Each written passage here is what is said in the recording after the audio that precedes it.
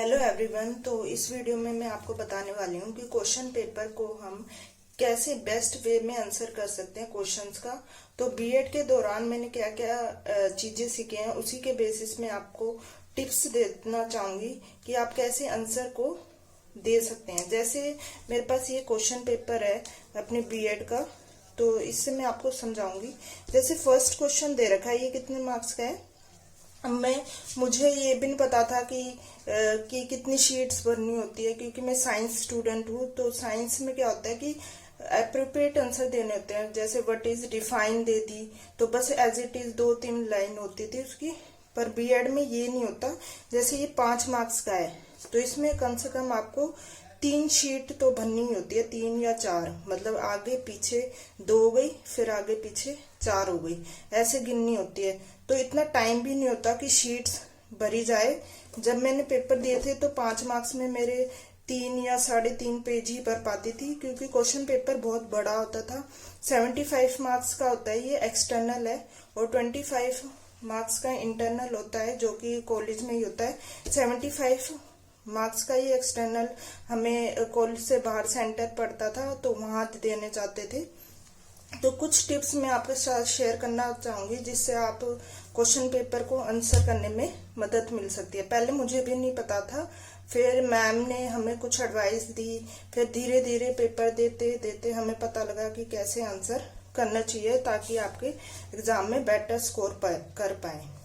तो जैसे इसमें 5 मार्क्स के क्वेश्चन है, इसमें इंटरनल चॉइस मिलती है, अटेम्प्ट करने होते हैं सारे क्वेश्चंस। जैसे इसमें शॉर्ट आंसर्स हैं, एनी 5 करने, मतलब ये कितने दिए हुए हैं, 8 क्वेश्चंस हैं ये टोटल। इसमें से हमें कोई 5 करने होते हैं, कोई भी इंटरनल चॉइस सब में मिलती है। इसमें जैसे क्वेश्चन 2 में भी इंटरनल चॉइस है, 3rd में, 4th में और 5th में भी इंटरनल चॉइस दे रखी है। तो क्वेश्चंस को अटेम्प्ट कैसे करें, तो जैसे इसमें दे रखा है what is right the concept and scope of educational administration. तो इसको आप बड़ा कैसे कर सकते हैं, एक्सटेंड करके 3 पेज भरने होते हैं। अब 3 पेज में क्या क्या लिखें, तो सबसे पहला तरीका है, एक तो खुला खुला करके रखें कि जो आपका वर्ड्स हैं वो क्लियर हो। जैसे कंसेप्ट एंड स्कोप लिख रही हूँ तो ये क्लियर हो, खुला खुला करके रखें, लिखें, और गैप्स छोड़ें। पैरा अगर एक खत्म हो गया तो दूसरा पैरा स्टार्ट कर रहे हैं तो उनके बीच में गैप्स रखें। और अगर कोई हेडिंग है जैसे कॉन्सेप्ट, तो इसको अंडरलाइन करें और इसको ब्लैक पेन से लिखें। फिर जो इसके अंदर लिखना है वो ब्लू पेन से लिखें। ज्यादा हाइलाइटर यूज करने की जरूरत नहीं है एग्जामिनेशन में, बस ब्लैक और ब्लू पेन से लिखें अगर टाइम मिलता है तो। कभी कभी तो इतना टाइम भी नहीं मिलता कि अंडरलाइन करने का, या इतनी स्पीड में लिखना होता है इसको। तो जितना भी टाइम आपको मिल रहा है उसमें ज्यादा से जल्दी करने की कोशिश करें। जैसे पहला है right and concept of educational administration. तो इसमें आप क्या ऐड कर सकते हैं, एजुकेशनल एडमिनिस्ट्रेशन की डिफाइन, उसको थोड़ा सा लिखा, फिर कॉन्सेप्ट लिख सकते हैं उसका हेडिंग डाल के, फिर स्कोप ऑफ एजुकेशनल एडमिनिस्ट्रेशन। अब जैसे स्कोप ऑफ एजुकेशनल एडमिनिस्ट्रेशन में पॉइंट्स हैं, तो उन पॉइंट्स को कई बार क्या होता है, एग्जामिनर इतना बड़ा पेपर होता है पढ़ नहीं पाता वो। तो हमारी मैम कहती थी जैसे अगर आपको कोई पॉइंट्स लिखने हैं, स्कोप लिखने हैं, तो उसके बहुत सारे पॉइंट्स हैं, तो उसको फ्लो चार्ट के थ्रू ऐसे करके कि ये स्कोप है, ये पॉइंट पहला, ये पॉइंट, ये पॉइंट, ये पॉइंट, या फ्लो चार्ट के थ्रू भी आप दिखा सकते हैं। जैसे ऐसे करके ऐसे के। इससे क्या होता है कि एग्जामिनर पहले ही देख लेता है कि जो पॉइंट्स हैं हमने सही लिखे हैं कि नहीं। उसको इतना टाइम नहीं मिलता कि उस पॉइंट्स के अंदर पढ़ सके वो। तो एक तरीका ये है। और स्पेस, जितने पेज भरने हैं उतने पेज भरने की कोशिश करते हैं। तो इसमें 5 मार्क्स का है तो 2 या 3 आगे पीछे मिला के 2 पेज, फिर 1 पेज। मेरे तो इतना ही भरा जाता था क्योंकि बहुत ही कम टाइम मिलता है, ये 3 आवर्स का होता है। कई बार तो छूटने एक आधा ही कर पाती थी लास्ट तक। तो आप देख लो, अब ये 12.5 का है, तो इसमें हमारी मैम बोलती थी कि कम से कम 6 पेज तो होने चाहिए। जैसे ये 1 पेज है, मान लो ये 1 पेज है, तो ये 1 पेज हो गया, ये 2, ऐसे करके 6 पेज लिखने होते थे इसमें। तो ज्यादा टाइम मत लें और अपने जब भी एग्जाम देने जाएं घड़ी रखें अपने पास, टाइम मैनेज करके चलें। और जैसे जिनको ज्यादा लिखने की प्रैक्टिस नहीं है, साइंस की थी मैं, तो मेरे को भी नहीं थे प्रैक्टिस, तो मैंने क्या किया था, घर पे लिखने की प्रैक्टिस करती थी। इससे क्या होता है कि हाथ बैठ जाता है, तो जब आप पेपर देने जाते हैं तो आपको इतनी प्रॉब्लम नहीं होती। तो एक्सटेंड करके देख सकते हैं। जैसे आपको ये क्वेश्चन नहीं आ रहा तो एजुकेशन डिफाइन कर सकते हैं, उससे रिलेटेड लिख सकते हैं, कंसेप्ट, स्कोप। और मैंने बता दिया कि फ्लो चार्ट, जितने ज्यादा डायग्राम्स आप से दिखा सकते हैं उससे बनाएं आप वो। जैसे मैं इस नोट्स के थ्रू आपको समझा रही हूँ। एग्जाम पेपर तो है नहीं मेरे पास, क्योंकि वो इंटरनल जो होते हैं वो भी कॉलेज में सबमिट हो जाते हैं, और जो एक्सटर्नल होते हैं वो तो वहीं चेक होते हैं, बस हमारे पास मार्क्स आते हैं। जैसे ये मेरे पास नोट्स हैं लाइफ स्किल्स के, तो जैसे इसमें स्किल ऑफ सेल्फ अवेयरनेस उसके डिफाइन कर दिए, तो ऐसे करके आप पॉइंट्स को दिखा सकते हैं।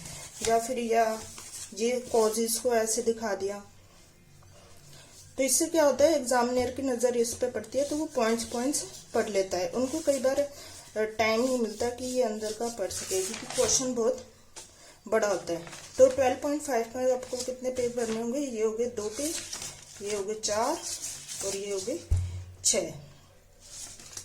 और अगर एक क्वेश्चन से आप दूसरे क्वेश्चन पे जा रहे हो तो उसके, अगर एक क्वेश्चन खत्म हो गया तो क्वेश्चन पे जा रहे हो तो उसके एक क्वेश्चन खत्म होने के बाद डबल लाइन जरूर डालें। और आंसर को मेंशन करना ना भूलें। क्वेश्चन नंबर डालने की जरूरत नहीं है, बस लिख दो आंसर 1 या 2 कौन सा पार्ट है, 1 का कौन सा पार्ट है वो मेंशन जरूर करें। और जब एक आंसर से दूसरे आंसर पे जा रहे हो तो डबल लाइन डालें, पेन से या पेंसिल से, ये आप कर सकते हो। तो ये कुछ बातें हैं जो मैं आपके साथ शेयर करना चाहती थी, जो आप एग्जाम देते वक्त ध्यान रख सकते हैं, और जो मैंने बीएड के दौरान सीखे हैं, जो मैं आपके साथ शेयर कर रही हूँ। तो आप इसको देख सकते हैं कि कैसे कैसे टाइम मैनेजमेंट बहुत जरूरी है, कि 3 घंटे में 75 मार्क्स का आपको करना ही है। ऐसा कोशिश करें कि 75 मार्क्स का आप पूरा अटेम्प्ट करें, कुछ भी ना छोड़ें, चाहे लास्ट वाला आधा ही हो, पर ऐसे कोशिश करें कि आपसे पूरा अटेम्प्ट हो जाए। सारे क्वेश्चन अटेम्प्ट करेंगे जब भी आपका अच्छा स्कोर हो पाएगा। और जितना ज्यादा आप क्वेश्चंस को अपनी वर्डिंग्स में लिखेंगे उतने ज्यादा आपको मार्क्स मिलेंगे। तो कोशिश करें कि जो पेपर की वर्डिंग्स हैं वो अपने नोट्स हों या फिर बुकिश ना हो ज्यादा से ज्यादा। तो इसमें पॉइंट्स याद कर सकते हैं, जैसे स्कोप के पॉइंट्स है कुछ, 1 हो गया, 2 हो गया, 3 हो गया, तो उसके अंदर का जो मैटर है वो अगर आपको समझ आ गया है तो उसको अपने वर्डिंग्स में लिख सकते हैं। तो ऐसे करके मार्क्स ज्यादा मिलते हैं। अगर आप अपने ऑन वर्ड्स में लिखें, अपनी वर्डिंग्स में लिखें, तो उसमें ज्यादा स्कोर मिलता है। तो जितने भी मैंने पेपर दिए हैं तो मैंने देखा है जिसमें मैंने अपने आप से कोशिश करी है लिखने की, बुकिश लैंग्वेज को हटा के, जैसे पॉइंट्स ले लिए बुक्स के, पर उसके अंदर अपना मैटर लिखा है, तो उसमें मेरे को ज्यादा स्कोर मिला है। तो आप ये ध्यान रखिएगा कि ज्यादा से ज्यादा कोशिश करें अपने ऑन वर्ड्स में लिखने की, तो आपको ज्यादा स्कोर मिल सकता है। और जैसे एक्सटर्नल में हमें बुकलेट मिलती थी, तो वो ऐसे ऐसे लाइन थी होती है जिसमें बुकलेट पे, तो इतना चौड़ा पेज होता था, तो अब ऐसे में शीट्स भरना मुश्किल हो जाता था।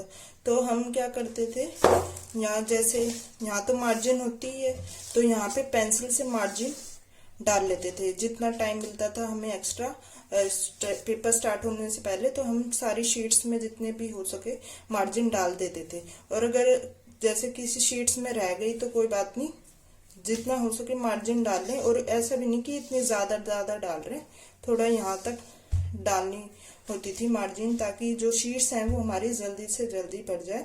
नहीं तो अगर एंड तक लिखेंगे तो फिर बहुत मुश्किल से शीट्स भरती थी। तो यहाँ पे मार्जिन डाल लें, यहाँ तो मार्जिन तो होती ही है। अगर जैसे मेरी आधी शीट्स पे मार्जिन होती थी कई बार, क्योंकि पेपर से पहले टाइम कम मिला था मेरे को, तो फिर आधी शीट्स पे मैंने मार्जिन कर दी थी। और जिन पे नहीं मिली मार्जिन्स खींचने का टाइम नहीं मिला मुझे, तो उसमें मैंने यहाँ ऐसे ही लिख दिया, पर ज्यादा एंड तक नहीं लिखा। जैसे यहाँ तक लिख रही हूँ तो यहाँ से नेक्स्ट लाइन पे आ गई, तो ऐसे नहीं लिखना है। और हाँ, जो बुकलेट मिलती है ना, उसके फर्स्ट पेज पे ओमार शीट की तरह होता है, जैसे रोल नंबर होता है वो तो हम गोले में भरते हैं, जैसे 4, फिर 0 है, फिर 2 है, तो ऐसे गोले भरने होते हैं। और एग्जाम सेंटर कोड बनना होता है, वो भी सर्कल में, तो इसमें ध्यान रखिएगा। और नेम वगैरह, कोर्स कौन सा है, कौन से कोर्स का पेपर है, कोड क्या है उस कोर्स का, ये सब भरना होता है इसमें। तो ये जो इसमें टाइम लग जाता है, तो जब भी एग्जामिनेशन देने जाए तो सब पहले ही पहुंच जाए एग्जामिनेशन सेंटर में, ताकि आपको ये भरने का टाइम मिले। ये शीट्स हमें पहले ही मिल जाती है, क्वेश्चन पेपर बाद में मिलता है। ये बुकलेट मिलती है जो कि यहाँ से सील होती है, तो फर्स्ट पेज हम ये सील को खोले बिना ही भर सकते हैं। जैसे ये सर्कल्स वगैरह जिसमें टाइमिंग लगती है, वो हम भर सकते हैं पहले ही। तो 48 पेजेस की अराउंड शीट्स होती है इसके अंदर जो भरनी होती है। तो अगर मुश्किल ही होता था 48 पेज पूरे भरना, मेरे तो नहीं भरते थे, पर अगर किसी के भर जाते तो सप्लीमेंट्री ले सकते हैं। तो इस बात का ध्यान रखिएगा कि ओएमआर शीट भी मिलती है एक्सटर्नल में।